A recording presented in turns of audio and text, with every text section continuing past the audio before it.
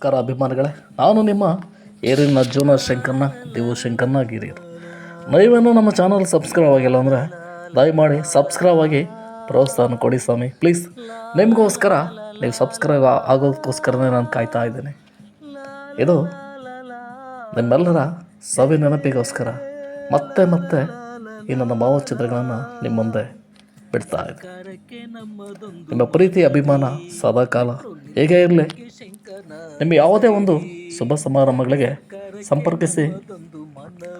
ಶಂಕರ್ನಾಗ್ ಅಭಿಮಾನಿಗಳ ಕಲಾವೇದಿಕೆ ಅರ್ಪಿಸುವ ಹಿರಿಯರ್ ಬ್ರದರ್ಸ್ ಕನ್ನಡ ಕರೋಕೆ ಆರ್ಕೆಸ್ಟ್ರಾ.